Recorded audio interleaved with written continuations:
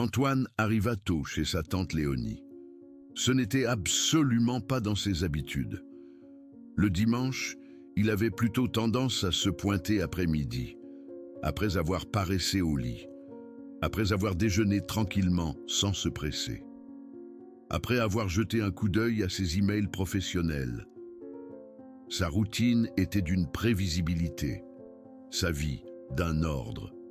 Chaque dimanche, à 13 heures précises, pas une minute plus tôt, pas une minute plus tard, mais ce jour-là. Il devait impérativement signer des documents urgents, un contrat de construction qui ne pouvait souffrir d'aucun retard, un projet de plusieurs millions d'euros qui exigeait sa signature immédiate. Ces documents se trouvaient dans le bureau qu'il avait aménagé chez sa tante.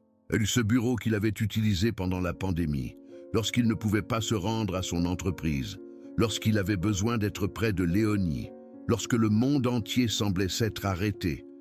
Il avait conservé ce bureau, parce qu'il l'aimait bien, parce qu'il lui rappelait les temps difficiles qu'ils avaient traversés ensemble, parce qu'il lui permettait de voir sa tante plus souvent. Il gara sa voiture devant la maison. La maison de Léonie était magnifique, une construction ancienne, pleine de charme, avec un jardin luxuriant, débordant de fleurs, une histoire qui s'étendait sur des générations. Antoine l'avait acheté pour sa tante. Après le décès de sa mère, il voulait que Léonie ait un endroit à elle, un endroit où elle pourrait être heureuse, un endroit où elle pourrait vivre en PAX. Il ne savait pas que cet endroit était devenu une prison de douleur et de peur, une prison que sa tante avait construite pour elle-même. Il se dirigea vers la porte. Et là, il aperçut quelque chose par la fenêtre qui donnait sur le jardin, quelque chose qui le figea sur place, quelque chose qui le laissa sans voix. Sa tante Léonie était debout, sans canne, sans fauteuil roulant, sans le déambulateur qu'elle utilisait depuis 4 ans. Elle était plantée là, au milieu du jardin, les bras tendus, effectuant des mouvements lents, des mouvements qu'il n'avait pas vus depuis 6 ans, et sa femme de ménage était à ses côtés, la guidant, la soutenant, lorsqu'elle semblait sur le point de tomber, l'encourageant à continuer. Antoine n'en croyait pas ses yeux. Il resta là, immobile, comme une statue, regardant à travers la fenêtre, regardant sa tante faire quelque chose que les meilleurs médecins du pays avaient déclaré impossible. Marcher sans douleur. Si vous avez déjà eu l'impression que la douleur vous définissait, restez jusqu'à la fin de cette histoire. Parce que ce qui s'est passé dans ce jardin a changé tout ce qu'Antoine croyait savoir sur la maladie de sa tante. Laissez-moi vous raconter comment tout a commencé. Léonie a été diagnostiquée avec un lupus il y a 15 ans. Un lupus érythémateux, disséminé. Une maladie auto-immune où le corps attaque ses propres tissus. Le système immunitaire, qui devrait la protéger, était devenu son ennemi. Il attaquait ses articulations, il attaquait ses organes, il attaquait tout ce qu'il trouvait. Comme une armée qui ne fait pas la différence entre amis et ennemis. Léonie avait 37 ans lorsqu'elle a reçu le diagnostic. Elle était au sommet de sa carrière. Elle avait été danseuse étoile pendant 20 ans. Elle avait dansé dans les plus grands opéras. Elle avait parcouru le monde avec des compagnies de ballet. Elle avait dédié sa vie au mouvement, à la grâce, à la beauté du corps humain. Et soudain, son corps lui disait qu'elle ne pouvait plus lui faire confiance. Au début, ce n'était pas si grave. Des douleurs articulaires le matin, une raideur qui disparaissait au bout d'1 heure, une fatigue qu'elle pouvait combattre avec du café, des éruptions cutanées lorsqu'elle s'exposait au soleil, des choses qu'elle pouvait gérer, des choses avec lesquelles elle pouvait vivre, des choses qui ne l'empêchaient pas de danser. Elle a dû quitter le ballet professionnel à 40 ans, non pas à cause du lupus directement, mais parce que son corps ne répondait plus de la même manière. Mais elle a continué à enseigner, elle a continué à danser chez elle, elle a continué à bouger, parce que le mouvement était sa vie, C'était son identité. C'était tout ce qu'elle connaissait. Mais le lupus est une maladie traître. Elle a des périodes de calme et des périodes de tempête. Les tempêtes sont arrivées il y a 6 ans. Cela a commencé par de la fièvre, une fièvre qui ne tombait avec rien. Puis sont venues les douleurs, des douleurs qui la faisaient crier, qui la faisaient pleurer, qui lui faisaient souhaiter ne jamais se réveiller. Une poussée sévère qui a affecté ses reins, ses poumons, ses articulations, son cœur. Tout à la fois, le lupus avait décidé d'attaquer de toutes ses forces, comme s'il était fatigué d'être ignoré, comme s'il voulait lui rappeler qui était le maître. Léonie a passé 3 mois à l'hôpital, 3 mois branchée à des machines, 3 mois avec des tuyaux qui entraient et sortaient de son corps, 3 mois de médicaments qui la faisaient se sentir plus mal avant de se sentir mieux, de traitements qui détruisaient autant le mauvais que le bon, de médecins qui entraient et sortaient avec des visages graves, d'infirmières qui évitaient de la regarder dans les yeux. Il y a eu un moment où ils ont pensé qu'elle ne survivrait pas. Ses reins étaient défaillants, ses poumons se remplissaient de liquide, son cœur battait de manière irrégulière. Antoine a passé 3 nuits blanches à son chevet, priant un Dieu auquel il ne croyait pas, promettant des choses qu'il ne pouvait pas tenir, suppliant qu'on ne la lui enlève pas. Et Léonie a entendu, ou quelque chose a entendu, parce qu'elle a survécu. Mais elle n'est pas ressortie indemne. Le lupus avait laissé sa marque. Ses articulations étaient endommagées, inflammées, raides. Chaque mouvement était une douleur, chaque pas était une bataille. Les médecins lui ont dit que c'était sa nouvelle normalité, qu'elle devrait apprendre à vivre avec la douleur chronique, qu'il y avait des choses qu'elle ne pourrait tout simplement plus faire. Léonie avait 46 ans alors. Elle était encore jeune, mais elle se sentait vieille, vieille et brisée, comme si son corps l'avait trahie, comme s'il ne lui appartenait plus. Antoine était son neveu préféré, le fils de sa sœur aînée. Sa sœur était décédée d'un cancer il y a 10 ans, et depuis, Antoine prenait soin de Léonie comme si elle était sa propre mère. Il lui rendait visite tous les jours à l'hôpital. Il a engagé les meilleurs rhumatologues. Il a payé des traitements expérimentaux. Il a acheté tous les médicaments que les médecins recommandaient. Rien n'a fonctionné. Enfin, les médicaments contrôlaient la maladie. Ils empêchaient qu'elle n'empire, mais ils ne lui rendaient pas sa mobilité. Ils ne lui enlevaient pas sa douleur. Ils ne lui rendaient pas la vie qu'elle avait perdue. Léonie est passée d'une femme active à une vie confinée, d'abord à sa maison, puis à certaines pièces, puis presque uniquement à son lit et à son fauteuil roulant. La douleur l'avait enfermée. La peur de la douleur l'avait paralysée. Chaque fois qu'elle essayait de trop bouger, elle en payait le prix. Des jours au lit, des larmes de frustration, des nuits blanches. Alors, elle a arrêté d'essayer. Il était plus facile de rester immobile. Il était plus sûr de ne pas bouger. Il était moins douloureux d'abandonner. Antoine l'acceptait, parce que les médecins l'acceptaient. C'est ça ta nouvelle réalité, qu'on lui disait. Il faut se concentrer sur sa stabilisation, éviter les poussées, prendre soin de ses organes. La mobilité est secondaire. Et Antoine les croyait. Parce que c'étaient des experts, parce qu'ils avaient des diplômes, parce qu'ils en savaient plus que lui sur le lupus.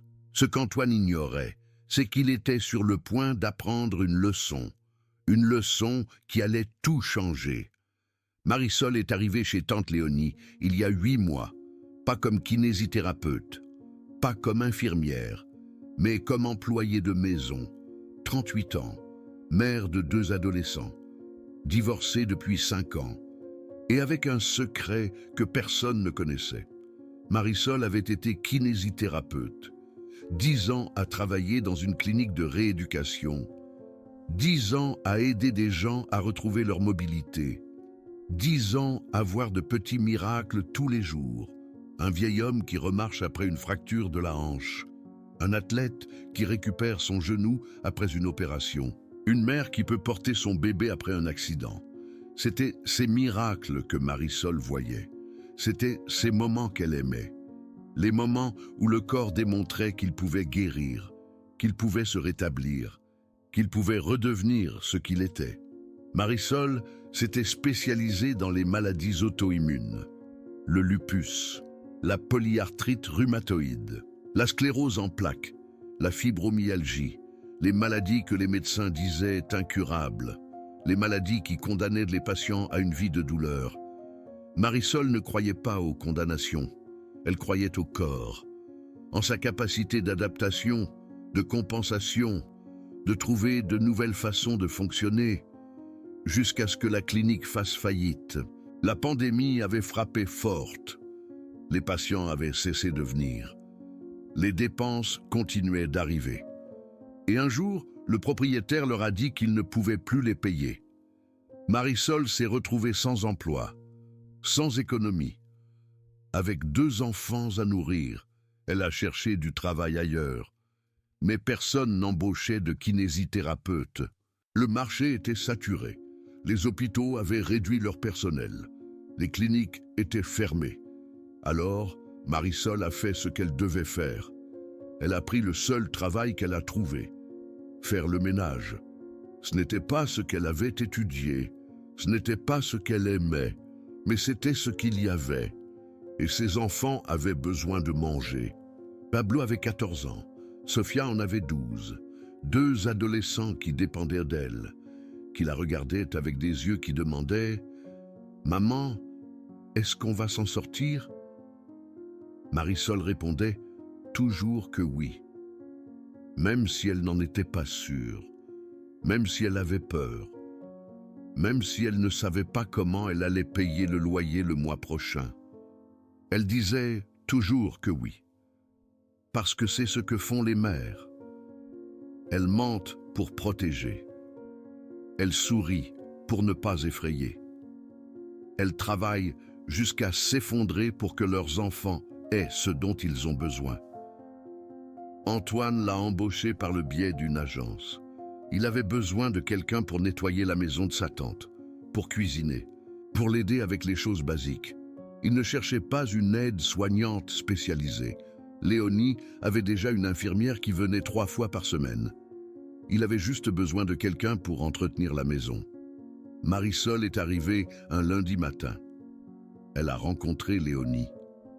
Et quelque chose s'est passé dans son cœur. Parce que Marisol a reconnu quelque chose dans les yeux de Léonie. La même douleur qu'elle avait vue dans les yeux de sa mère. La mère de Marisol avait eu le lupus aussi. Elle s'appelait Hélène. C'était une femme forte, travailleuse. Elle ne se plaignait jamais de rien. Quand on lui a diagnostiqué un lupus à 45 ans, Hélène l'a pris avec calme. « C'est juste une maladie de plus », dit-elle. « J'ai survécu à des choses pires. Mais le lupus n'est pas une maladie comme les autres. Le lupus est traître. Il est silencieux. Il peut rester endormi pendant des mois, voire des années. Et soudain se réveiller avec toute sa fureur. C'est un ennemi qui vit à l'intérieur de toi, qui utilise ton propre corps comme arme. Parce que c'est ça le lupus, le système immunitaire confus, qui attaque ce qu'il devrait protéger, qui détruit ce qu'il devrait soigner. Hélène a appris ça de la pire des manières. Les premières années ont été gérables.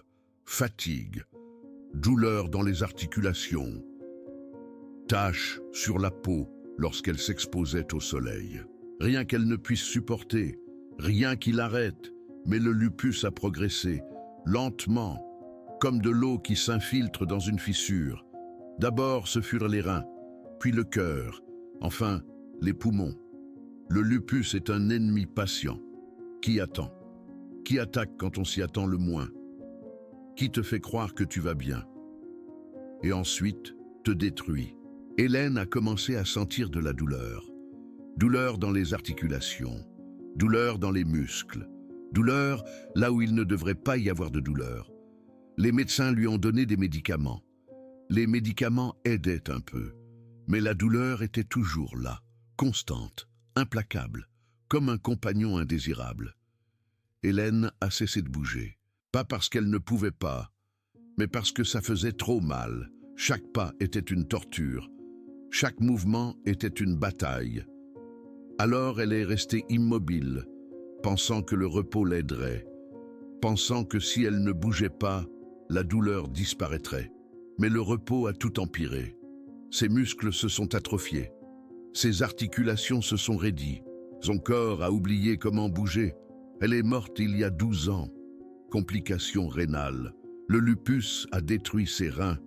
Mais Marisol a toujours pensé que c'était le repos qui l'avait tuée. Le fait d'avoir cessé de bouger, de s'être rendue à la douleur, d'avoir cru qu'il n'y avait rien à faire. Et Marisol n'a rien pu faire. À l'époque, elle avait 26 ans. Elle ne connaissait pas la kinésithérapie. Elle ne savait pas comment l'aider à bouger. Elle ne savait pas que l'exercice adapté aurait pu améliorer sa qualité de vie. Elle l'a juste vu se détériorer, jour après jour, mois après mois, de plus en plus faible, de plus en plus triste, de plus en plus lointaine, jusqu'à ce qu'elle ne soit plus là. Marisol a porté cette culpabilité pendant des années. La culpabilité de ne pas avoir su. La culpabilité de ne pas avoir pu aider. La culpabilité d'avoir vu sa mère se rendre à la douleur. Quand elle a étudié la kinésithérapie, elle s'est spécialisée dans les maladies auto-immunes. Elle voulait savoir tout ce qu'elle n'avait pas su quand sa mère était vivante. Elle voulait aider d'autres patients comme elle. Elle voulait que personne d'autre ne meure sans avoir tout essayé. Et maintenant, elle était face à Léonie, une femme atteinte de la même maladie, avec la même douleur, avec le même regard de défaite. Et Marisol a su qu'elle devait faire quelque chose. Pas parce qu'elle était payée, pas parce que c'était son travail, mais parce qu'elle ne pouvait pas voir une autre femme se rendre comme sa mère s'était rendue. Si cette histoire vous touche, pensez à soutenir la chaîne avec le Super Thanks. Ce bouton doré que vous voyez en bas est une façon de dire que cette histoire mérite d'être racontée. Et maintenant, ce qui va arriver, personne ne l'attend. Marisol a commencé doucement, très doucement. Elle n'a pas dit à Léonie qu'elle était kinésithérapeute. Elle ne voulait surtout pas qu'elle pense qu'elle essayait de la soigner. Elle commençait simplement à poser des questions. « Vous avez très mal aujourd'hui, tante Léonie. Avez-vous essayé de bouger un peu? Qu'est-ce qui vous fait le plus souffrir, les genoux ou les hanches ?» Au début, tante Léonie ne lui prêtait pas attention. C'était juste la femme de ménage, celle qui nettoyait sa maison, qui préparait les repas, qui lavait le linge. Pourquoi son mal l'intéresserait-il? Mais Marisol insistait, doucement, sans faire pression, montrant juste de l'intérêt. Et peu à peu, tante Léonie commença à répondre. Elle commença à lui parler de sa maladie, du lupus érythémateux disséminé qui la rongeait, de ce qu'elle avait été avant, de tout ce qu'elle avait perdu. Un jour, en nettoyant le dressing, Marisol trouva quelque chose, une vieille boîte remplie de photos, de coupures de journaux, de programmes de théâtre. Léonie avait été danseuse, une danseuse étoile. Pendant 20 ans, elle avait dansé dans des compagnies de ballet, dans des théâtres de tout le pays, à l'étranger aussi. Marisol n'arrivait pas à y croire. La femme qui pouvait à peine se lever de sa chaise avait été danseuse. Elle avait dédié sa vie au mouvement. Et maintenant, le mouvement lui avait été arraché. Marisol apporta les photos à Léonie. « Je ne savais pas que vous dansiez. » Léonie regarda les photos et ses yeux se remplirent de larmes. « Une autre vie, dit-elle. Une autre personne. Cette femme n'existe plus. » Marisol s'assit à côté d'elle. « Pourquoi dites-vous ça? » « Parce que je ne peux plus bouger, parce que chaque pas est une douleur, parce que mon corps m'a trahi. » Marisol la regarda droit dans les yeux. « Et si vous pouviez bouger à nouveau ?» Léonie rit. Un rire amer, rempli d'années de frustration. Les meilleurs médecins disent que non. Les meilleurs médecins n'ont pas toujours raison. Léonie la regarda. Surprise. Que savez-vous de médecine? Et Marisol prit une décision. Elle lui raconta tout. Elle lui raconta qu'elle avait été kinésithérapeute. Elle lui raconta l'histoire de sa mère atteinte de lupus. Elle lui raconta la culpabilité qu'elle avait portée pendant des années. Elle lui raconta qu'elle avait étudié spécifiquement comment aider les patients atteints de maladies auto-immunes. Léonie l'écouta en silence. « Pourquoi ne me l'avez-vous pas dit avant ? Parce que je ne voulais pas que vous pensiez que j'essayais de faire quelque chose qui ne me correspond pas. Je suis votre femme de ménage, pas votre thérapeute. Mais je peux vous aider, si vous le voulez. » Léonie resta silencieuse pendant un long moment, regardant les photos de sa vie passée, regardant la femme qu'elle avait été.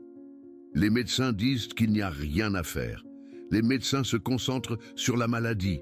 Moi, je me concentre sur vous, sur votre corps, sur ce que vous pouvez encore faire, pas sur ce que vous ne pouvez pas.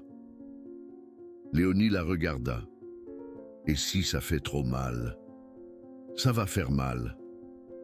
Je ne vais pas vous mentir, mais il y a une différence entre la douleur de ne pas bouger et la douleur de bouger.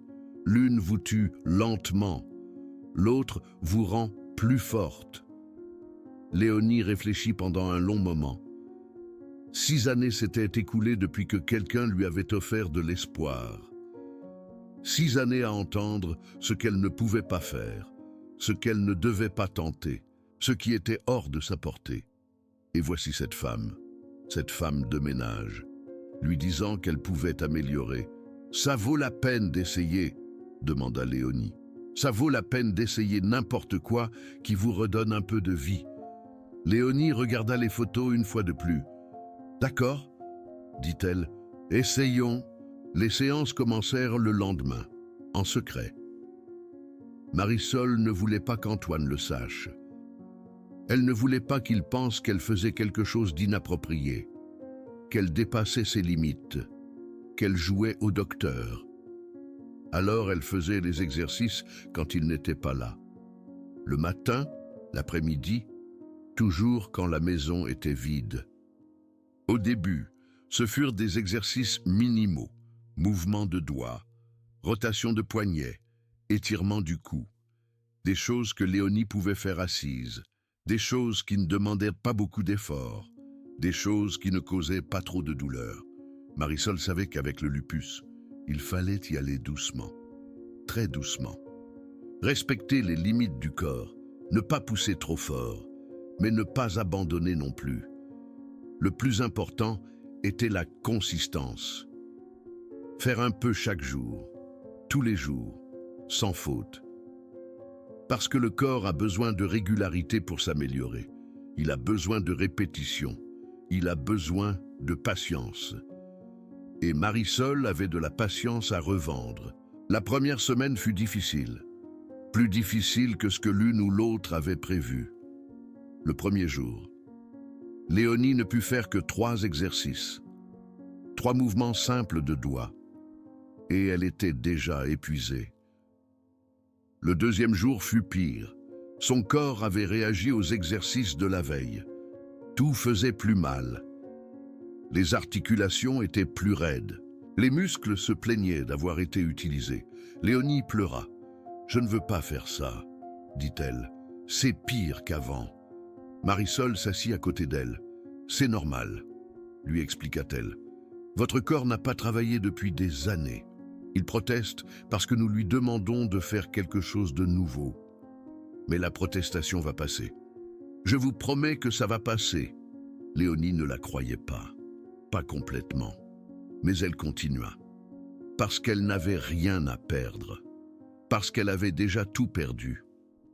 Le 3e jour fut un peu meilleur. Le 4e jour un peu mieux encore. Le 5e jour, Léonie put faire 5 exercices. Le 6e jour, 6. Le 7e jour, elle sourit pour la première fois. Pas parce que ça ne faisait pas mal, mais parce que la douleur était différente. Ce n'était plus la douleur de la maladie, c'était la douleur de l'effort, la douleur d'un corps qui était en train de travailler, la douleur de la vie.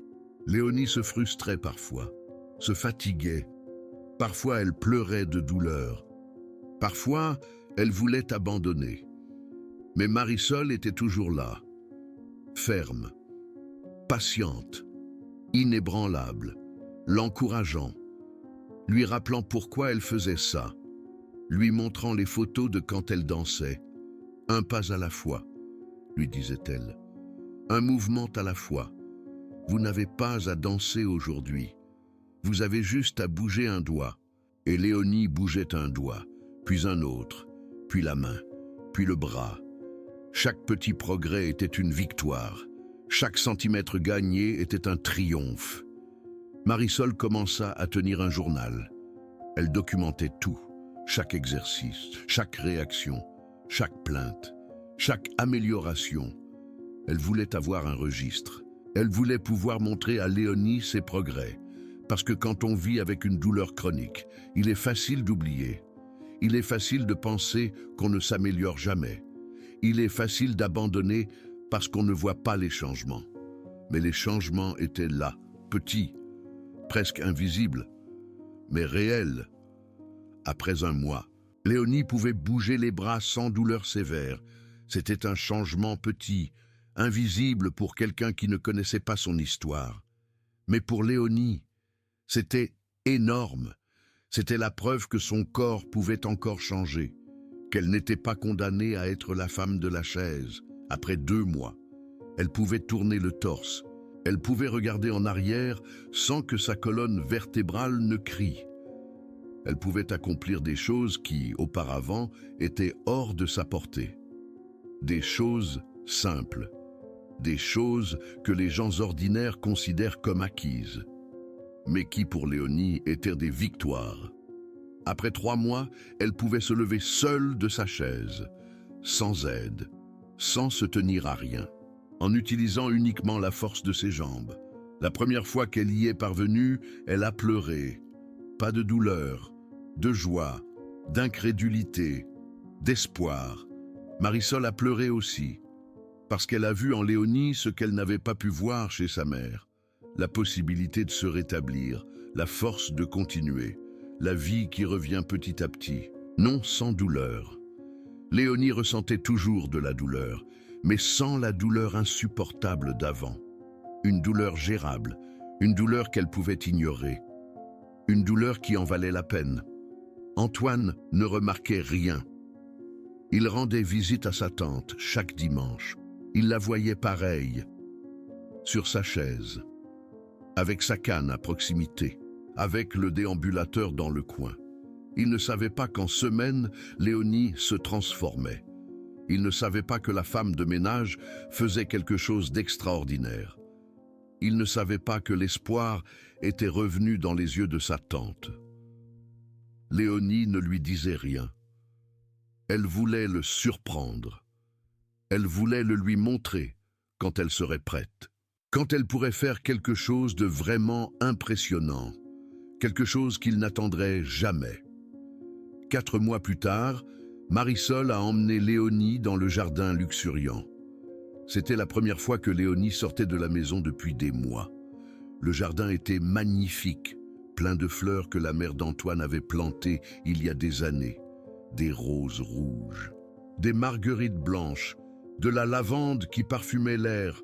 Léonie respira profondément. Elle avait oublié comment sentait le monde extérieur. Elle avait oublié ce que l'on ressentait en marchant sur l'herbe. Elle avait oublié tant de choses. C'était un jour nuageux, parfait pour les patients atteints de lupus, sans soleil direct qui pourrait provoquer une poussée, sans chaleur excessive qui pourrait la fatiguer. Seulement des nuages gris et un vent doux. Marisol avait choisi le jour avec soin. Elle avait vérifié les prévisions pendant 1 semaine. Elle avait attendu le moment parfait, parce qu'elle savait que ce jour était important. C'était le jour où Léonie allait faire un grand pas, littéralement et au figuré. Aujourd'hui, nous allons essayer quelque chose de nouveau, dit Marisol. Quoi donc? Nous allons nous lever, sans aide. Léonie la regarda avec peur. Je ne peux pas. Mes jambes ne tiennent pas. Vos jambes sont plus fortes que vous ne le pensez. Nous avons travaillé dessus pendant tous ces mois. Il est temps de les tester. Léonie trembla. La peur était réelle. Elle passait des années sans se lever seule. Des années à croire qu'elle ne pouvait pas. Des années à laisser les autres la soutenir. Marisol se plaça devant elle. Elle tendit les mains. « Je ne vous lâcherai pas, dit-elle. Je serai là tout le temps. Si vous tombez, je vous rattrape. Mais vous n'allez pas tomber, parce que vous êtes plus forte que vous ne le croyez. » Léonie prit ses mains. Elle respira profondément et commença à se lever. Lentement, très lentement.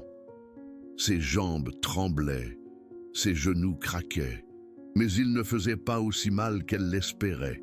Il ne faisait pas aussi mal qu'elle s'en souvenait. Léonie se mit debout, pour la première fois en 4 ans, seule. Enfin, avec les mains de Marisol qui la soutenaient, mais debout. Les larmes commencèrent à couler sur ses joues. Pas de douleur, d'étonnement, de joie, de quelque chose qu'elle avait oublié qui existait, l'espoir. « J'y suis arrivée, murmura-t-elle. « Vous y êtes arrivée, confirma Marisol. Et ce n'est que le début. » Les mois suivants furent de progrès constants. Léonie a appris à se tenir debout seule, puis à faire de petits pas, puis des pas plus longs. Marisol lui a enseigné des exercices spécifiques pour le lupus, des mouvements qui ne stressaient pas les articulations endommagées, des étirements qui réduisaient l'inflammation, des respirations qui contrôlaient le stress, parce que le stress aggrave le lupus. Et l'exercice bien fait réduit le stress. Elles ont également travaillé sur la posture, sur l'équilibre, sur la force du tronc, tout ce dont Léonie avait besoin pour recommencer à bouger, pour redevenir la femme qu'elle avait été, ou au moins une version d'elle. 6 mois plus tard, Léonie pouvait marcher dans le jardin, pas courir, pas danser, mais marcher, sans canne, sans déambulateur, sans personne pour la soutenir. Des pas lents, prudents, mais des pas. Les siens. C'est à ce moment-là qu'Antoine est arrivé plus tôt que prévu, quand il a regardé par la fenêtre, quand il a vu l'impossible. Antoine resta paralysé pendant plusieurs minutes, regardant sa tante bouger, regardant la femme de ménage la guider. Il ne pouvait pas traiter ce qu'il voyait. C'était comme voir quelqu'un revenir d'entre les morts. C'était comme assister à un miracle. Finalement, il entra dans le jardin. Léonie le vit et sourit. Un sourire qu'il n'avait pas vu depuis des années. « Antoine, regarde ce que je peux faire !»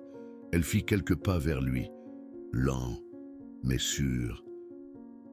Antoine sentit les larmes lui monter aux yeux.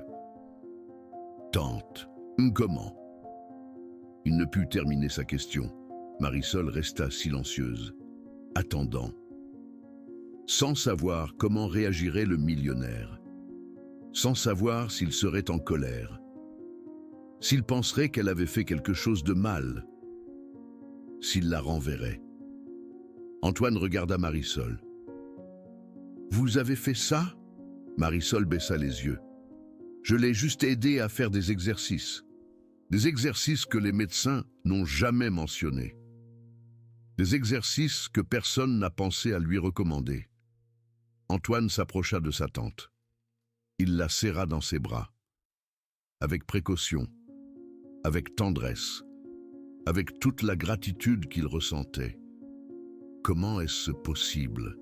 murmura-t-il.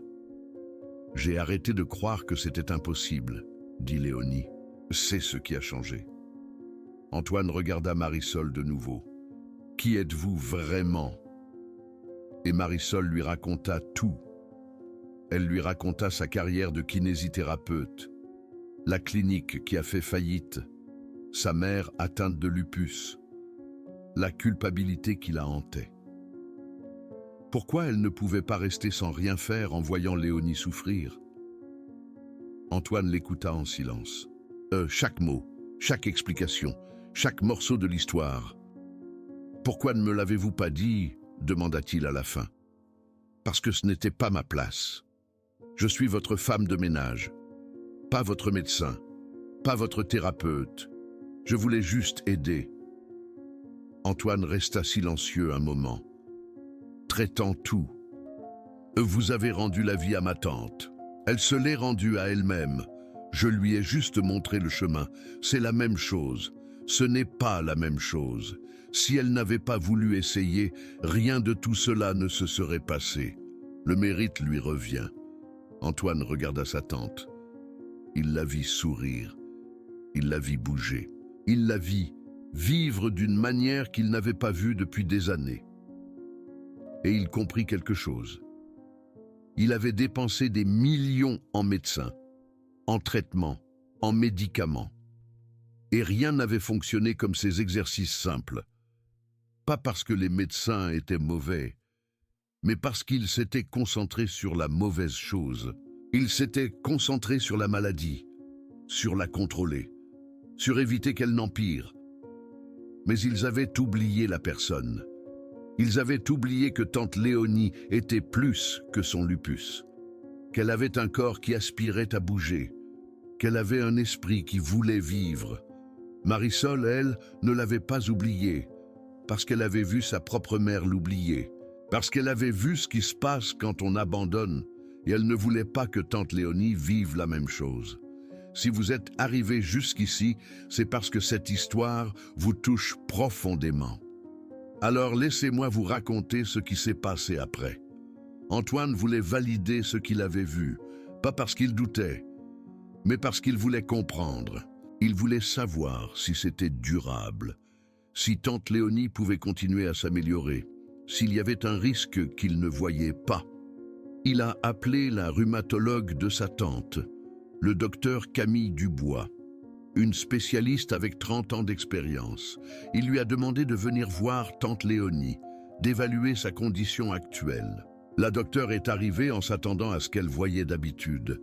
Une patiente avec une douleur chronique, une mobilité limitée, une qualité de vie réduite. Ce qu'elle a trouvé l'a laissée sans voix. Tante Léonie l'a reçue debout, marchant vers elle, avec des pas lents mais SRS. La docteure ne pouvait pas croire ce qu'elle voyait. Madame Léonie. Comment? Tante Léonie a souri. J'ai une excellente professeure. La docteure a examiné tante Léonie, a vérifié ses articulations, son amplitude de mouvement, sa force musculaire.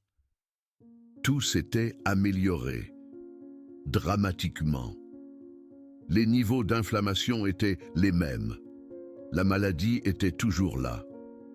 Mais le corps avait appris à fonctionner mieux. Il avait gagné en force, en souplesse, en résistance. La docteure a regardé Marisol. Quel type d'exercice lui avez-vous fait faire? Marisol lui a tout expliqué. Les mouvements à faible impact, les étirements graduels, le renforcement progressif, les exercices d'équilibre, la constance quotidienne. La docteure a acquiescé à chaque point. C'est exactement ce que la médecine recommande pour les patients atteints de lupus. Alors pourquoi personne ne l'a recommandé à ma tante? A demandé Antoine. Parce que recommander ne suffit pas. Vous avez besoin de quelqu'un qui le mette en œuvre, qui soit là tous les jours, qui motive le patient, qui adapte les exercices à la façon dont il se sent ce jour-là. Nous, les médecins, nous n'avons pas le temps pour ça. Nous voyons les patients 1 heure par mois. Nous donnons des instructions, mais nous ne pouvons pas être là quand ils les suivent, ou quand ils ne les suivent pas. La plupart ne les suivent pas, n'est-ce pas? A demandé Marisol. La plupart non, parce que ça fait mal, parce que c'est difficile, parce que personne ne leur apprend comment bien le faire. Mais vous l'avez fait. Vous étiez là. Vous ne l'avez pas laissé abandonner. Et voici le résultat. La docteure a regardé tante Léonie avec admiration. Vous êtes incroyable, madame. Je n'ai rien fait de spécial. J'ai juste suivi les instructions de Marisol. C'est exactement ça qui est spécial. Suivre les instructions quand ça fait mal. Continuer à essayer quand on veut abandonner. Cela demande plus de force que la plupart des gens n'en ont. Tante Léonie a regardé Marisol. Elle m'a donné cette force. Elle m'a rappelé qui j'étais. Elle m'a montré qu'il restait encore quelque chose pour lequel se battre. La docteure a pris des notes. Beaucoup de notes. Elle a demandé la permission à Marisol de documenter le cas. Elle voulait le présenter lors d'un congrès médical, comme exemple de l'importance de l'exercice adapté, comme preuve que les patients atteints de lupus peuvent s'améliorer, comme rappel que la médecine, ce n'est pas seulement des médicaments. Marisol a accepté avec une condition, que le cas soit utilisé pour aider les autres, pas pour se vanter, pour enseigner, pour inspirer d'autres patients à essayer. La docteure a promis que ce serait le cas. Après ce jour, les choses ont changé. Antoine a promu Marisol. Elle n'était plus employée de maison. Elle était aide-soignante personnelle de tante Léonie, avec un salaire d'infirmière diplômée, avec une assurance maladie pour elle et ses enfants, avec des horaires flexibles pour qu'elle puisse être avec sa famille, avec une reconnaissance pour ce qu'elle avait accompli. Antoine a aussi fait autre chose. Il a payé la certification de Marisol. Il s'est avéré que son diplôme de physiothérapeute avait expiré. Pendant les années passées à nettoyer des maisons, elle n'avait pas pu payer la recertification. Elle n'avait pas pu suivre les cours requis. Elle n'avait pas pu maintenir sa licence. C'était comme si sa carrière était morte. Antoine lui a rendu cette carrière. Il a payé les cours. Il a payé les examens. Il a payé tout ce qui était nécessaire pour que Marisol redevienne officiellement ce qu'elle avait toujours été. Une physiothérapeute, une guérisseuse, une personne qui pouvait changer des vies. Marisol a pleuré quand Antoine lui a annoncé la nouvelle. Pas parce que l'argent lui importait. Enfin, SI, ça lui importait. Elle avait 2 enfants à élever. Mais elle a pleuré parce que finalement, quelqu'un voyait sa valeur. Quelqu'un reconnaissait ce qu'elle pouvait faire. Quelqu'un la traitait comme la professionnelle qu'elle était. Quelqu'un lui rendait ce que la vie lui avait enlevé. « Merci », a-t-elle dit à Antoine. « Merci à vous », a-t-il répondu, de ne pas avoir abandonné quand n'importe qui l'aurait fait. De voir ma tante quand personne d'autre ne la voyait. De lui rendre la vie. Marisol a pensé à sa mère, à tout ce qu'elle n'avait pas pu faire pour elle, à la culpabilité qu'elle avait portée pendant des années, et elle a senti que quelque chose se libérait, comme si sa mère était là, lui disant que tout allait bien, qu'elle avait fait ce qu'il fallait, que la culpabilité n'avait plus de raison d'être. « Maman », a-t-elle pensé, « j'aurais aimé que tu rencontres quelqu'un comme moi te connaît. J'aurais aimé que quelqu'un t'aide comme j'aide Léonie. Mais au moins, maintenant, je sais que ta mort n'a pas été vaine. Elle m'a appris à aider les autres, et c'est la chose la plus précieuse que tu pouvais me donner. » 1 an plus tard, il s'est passé quelque chose que personne n'attendait. Antoine allait se marier, avec une femme qu'il avait rencontrée lors d'un voyage d'affaires. Une femme bien, aimable, parfaite pour lui. Le mariage aurait lieu dans le jardin de la maison de Léonie, le même jardin où elle avait appris à marcher à nouveau. Et Léonie avait un plan. Elle voulait danser, pas seulement marcher, danser. Une valse avec son neveu, comme l'aurait fait sa sœur si elle était en vie. Marisol pensait que c'était trop ambitieux. La danse exigeait des mouvements que Léonie ne maîtrisait pas encore, des pivots, des changements de direction, une coordination avec une autre personne. C'était beaucoup, trop rapide. Mais Léonie a insisté. « C'est la seule chose que je veux. » Danser une valse au mariage de mon neveu, lui prouver que je suis en vie, que son amour n'a pas été vain, que tout ce qu'il a fait pour moi en valait la peine.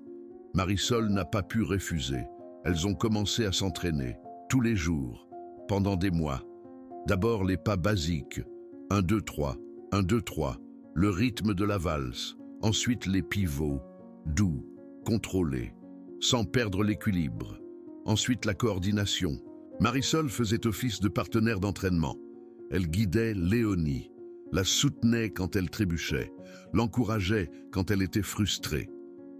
C'était difficile, très difficile, mais difficile, que n'importe quel spectateur ne pourrait l'imaginer.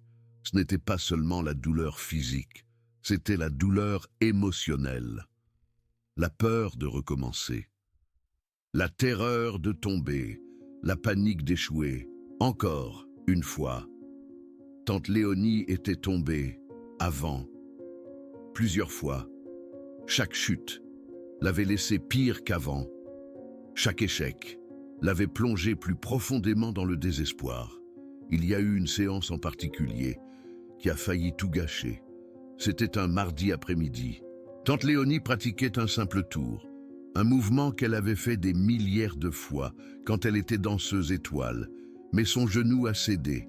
Elle a perdu l'équilibre et elle est tombée. Ce n'était pas une chute grave. Marisol l'a attrapée avant qu'elle ne touche le sol, mais tante Léonie s'est mise à pleurer. « Je ne veux plus faire ça. Je ne peux pas. Je suis une vieille femme brisée. » Marisol s'est assise à côté d'elle sur le sol. Ma mère disait la même chose avant de mourir. Qu'elle était inutile, qu'elle devait abandonner. Je l'ai vue mourir et j'ai juré que je ne laisserai jamais ça se reproduire. Tante Léonie l'a regardée et a vu quelque chose qu'elle n'avait jamais vu auparavant. La détermination de quelqu'un qui avait trop perdu, la force de quelqu'un qui refusait de perdre. Encore. D'accord, dit tante Léonie finalement. Essayons. Encore. Il y a eu des jours où tante Léonie voulait abandonner. Des jours où la douleur était trop forte. Des jours où cela semblait impossible. Mais Marisol était toujours là, lui rappelant pourquoi elle le faisait, lui montrant le chemin qu'elle avait parcouru, lui disant qu'elle pouvait le faire. Et tante Léonie la croyait. Parce que Marisol ne lui avait jamais menti, ne lui avait jamais promis quelque chose qu'elle ne pouvait pas tenir. Si Marisol disait qu'elle pouvait danser, elle pouvait danser. Le jour du mariage est arrivé. Le jardin était décoré de fleurs blanches. Les invités remplissaient les chaises. Antoine attendait à l'hôtel improvisé, nerveux, heureux, ému. La cérémonie était magnifique. Les vœux étaient poignants. Le baiser était tendre. Tout était parfait. Et puis est venu le moment de la première danse. Mais ce n'est pas le marié qui a dansé en premier. Antoine a pris le micro avant la première danse avec ma femme. Je veux faire quelque chose de spécial. Je veux danser avec quelqu'un qui aurait dû être ici. Ma mère est décédée il y a 10 ans. Elle ne peut pas être ici aujourd'hui.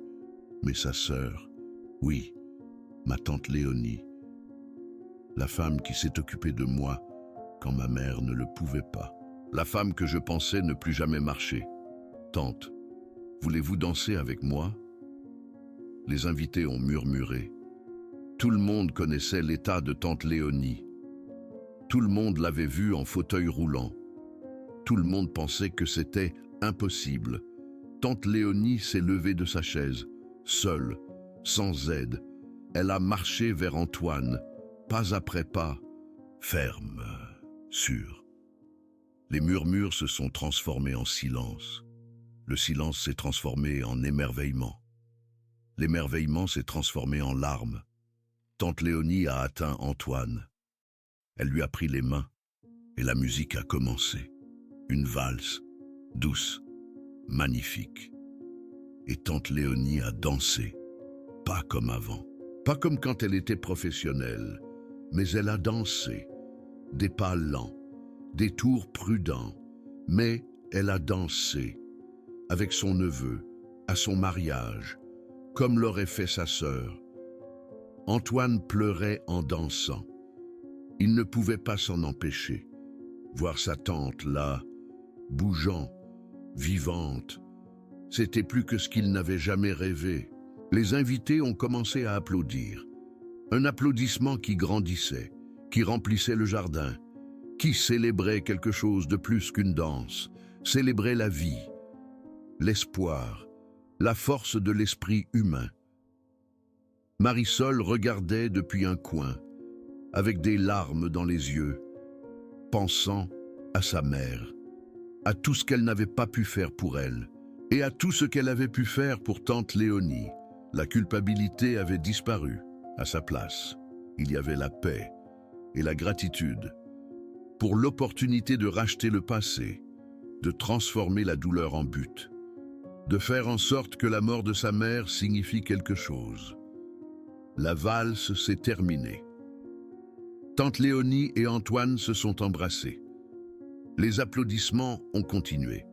Certains invités se sont levés, d'autres sont restés assis parce qu'ils pleuraient trop.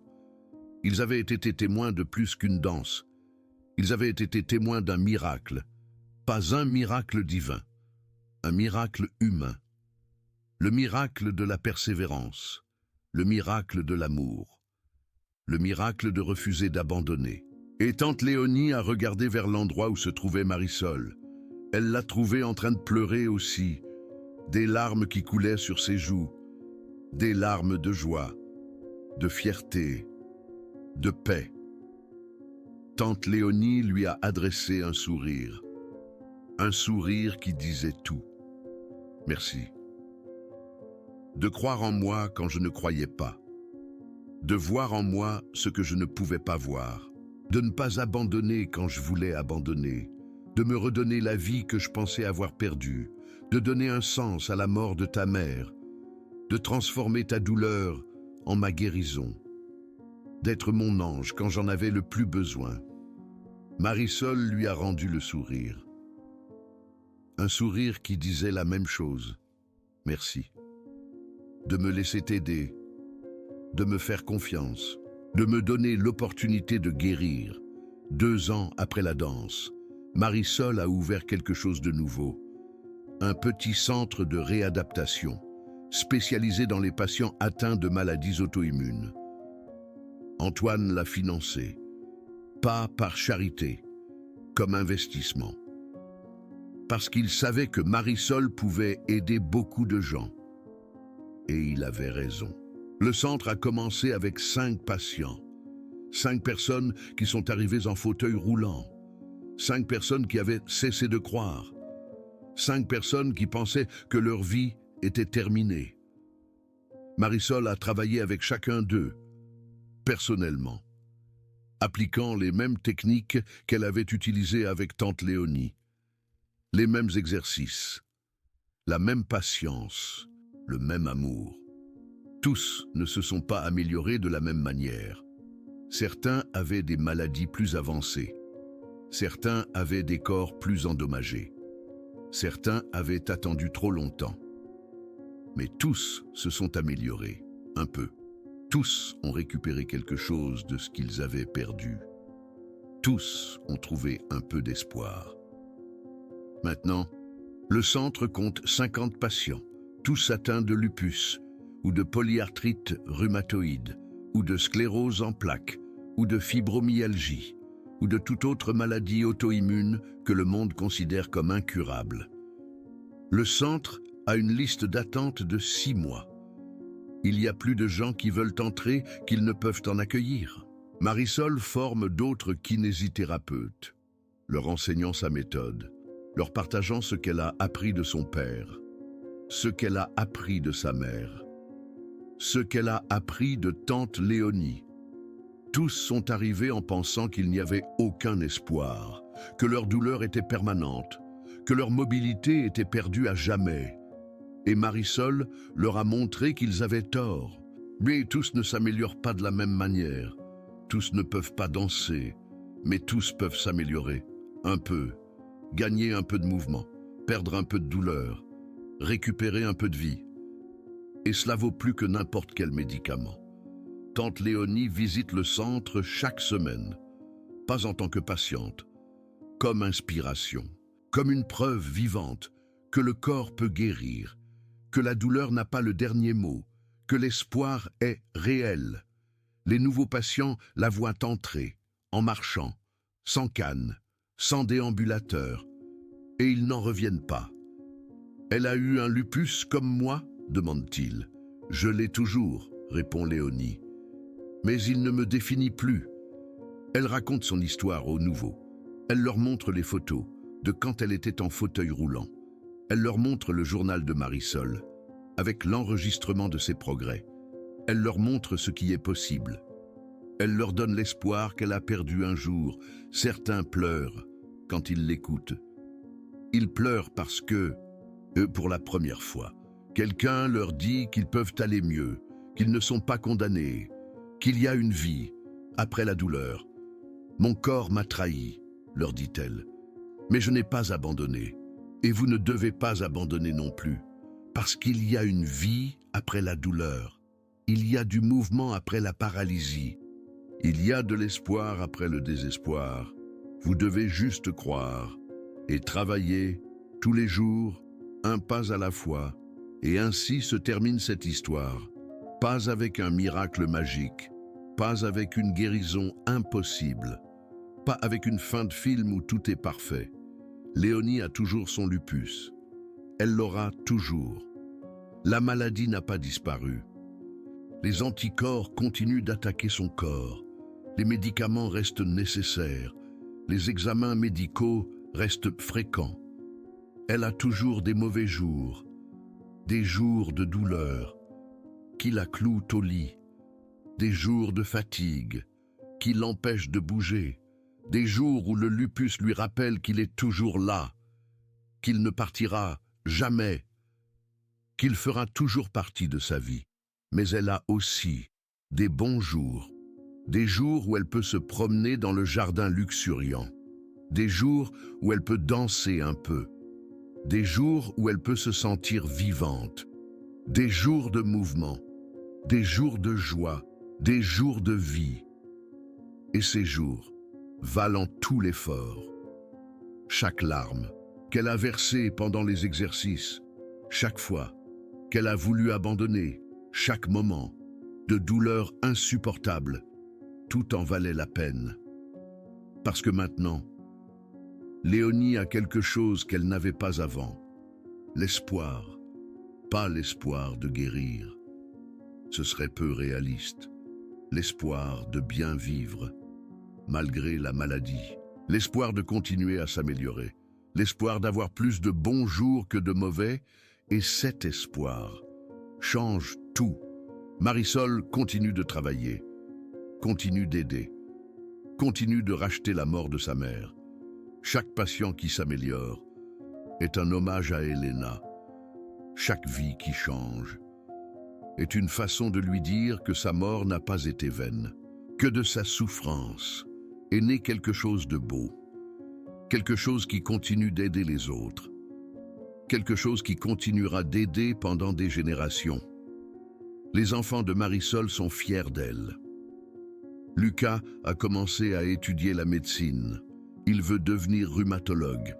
Il veut aider les patients comme Léonie, comme sa grand-mère, qu'il n'a jamais connue. Élodie veut devenir kinésithérapeute, comme sa mère. Elle veut suivre ses pas. Elle veut continuer son héritage. Marisol pleure de joie quand elle pense à ça. Ses enfants n'ont pas seulement hérité de ses gènes. Ils ont hérité de son cœur, de son désir d'aider, de sa capacité à voir le bien chez les gens, de sa foi en la capacité du corps humain à guérir. Oh, c'est le plus beau cadeau qu'elle pouvait leur faire. Antoine continue d'admirer, continue d'apprendre, continue de comprendre que l'argent n'achète pas tout, que les meilleurs médecins n'ont pas toujours les meilleures réponses, que parfois, une femme de ménage en sait plus que tous les spécialistes réunis. Pas parce qu'elle a plus de connaissances, mais parce qu'elle a plus d'amour, et l'amour peut guérir presque tout. Le docteur Carmen continue d'enseigner, continue d'inspirer de nouveaux médecins, continue de leur rappeler que la médecine est plus que des médicaments. Le cas de Léonie a été présenté dans 3 congrès médicaux, en Europe, aux États-Unis, en Amérique latine. Il a inspiré des dizaines de médecins à recommander l'exercice avec plus d'insistance, à rechercher des personnes comme Marisol pour leurs patients, à rappeler que la médecine est plus que des ordonnances. Le docteur a écrit un article sur le cas. Elle l'a intitulé « La méthode du cœur », parce que c'était ça, ce que Marisol avait. Un cœur qui n'abandonnait pas, un cœur qui voyait des possibilités, là où les autres voyaient des limitations. Un cœur qui aimait profondément. L'article est devenu viral dans la communauté médicale. Des professeurs de médecine le lisent dans leurs cours. Des étudiants en discutent dans leurs séminaires. Des patients le cherchent quand ils perdent l'espoir. Et tout a commencé avec une femme de ménage qui a refusé de voir quelqu'un abandonné. Et quelque part, dans cette ville, dans un jardin, où une femme a appris à marcher, où une tante a dansé avec son neveu, où l'impossible est devenu possible, les fleurs continuent de pousser comme un rappel que la vie trouve toujours son chemin, que le corps humain est plus fort que nous ne le croyons, que l'amour peut faire bouger ce que la médecine ne peut pas. Si cette histoire t'a touché le cœur, je veux que tu te souviennes de quelque chose que Marisol a appris de sa mère, quelque chose que Léonie a appris de Marisol, quelque chose que je t'enseigne maintenant. La douleur chronique n'est pas une sentence, ce n'est pas la fin de l'histoire, ce n'est pas le dernier chapitre, c'est juste un chapitre difficile, un chapitre qui peut être surmonté, un chapitre qui n'a pas à définir le reste du livre. La maladie n'est pas une destinée. Ce n'est pas quelque chose qui te condamne pour toujours. Ce n'est pas quelque chose qui te retire la possibilité de vivre. C'est un obstacle important. Mais les obstacles peuvent être surmontés. Ils peuvent être contournés. Ils peuvent être traversés. Le corps peut toujours s'améliorer. Toujours. Peu importe combien de temps s'est écoulé, peu importe ce que disent les médecins, peu importe à quel point cela semble impossible, le corps humain est incroyable. Il a une capacité de guérison que la plupart ne connaissent pas. Il a une force qui ne s'active que lorsque quelqu'un croit en elle. Il a juste besoin de la bonne opportunité, de la bonne personne, de la bonne foi. Marisol n'avait pas de clinique quand elle a rencontré Léonie. Elle n'avait pas de diplôme à jour. Elle n'avait rien d'autre que ses connaissances et son cœur. Et avec ça, elle a changé une vie, toi aussi. Tu peux le faire. Tu n'as pas besoin d'être médecin. Tu n'as pas besoin d'être thérapeute. Tu as juste besoin de voir la personne. Pas la maladie, pas le diagnostic, la personne, et croire qu'elle peut aller mieux. Parce que cette croyance est plus puissante que n'importe quel médicament. Cette croyance est ce qui manquait à la mère de Marisol. Cette croyance est ce que Léonie a trouvé quand elle ne la cherchait plus. Cette croyance est disponible pour tous. Il suffit de décider de croire. Merci d'avoir écouté jusqu'à la fin. Merci d'avoir donné ton temps à Marisol et à Léonie. Merci de te souvenir que le corps humain est incroyable, que la douleur n'a pas le dernier mot, qu'il y a toujours de l'espoir. même quand les experts affirment qu'il n'y en a pas, même quand le monde entier vous dit d'abandonner, même quand votre propre corps semble se liguer contre vous. L'espoir existe, toujours, dans chaque respiration, dans chaque battement de cœur, dans chaque petit mouvement que vous pouvez encore faire. La prochaine fois que vous croiserez quelqu'un souffrant de douleurs chroniques, ne lui dites pas de s'y habituer. Ne lui dites pas que c'est sa nouvelle normalité. Ne lui retirez pas l'espoir qu'il lui reste. Dites-lui qu'il peut aller mieux.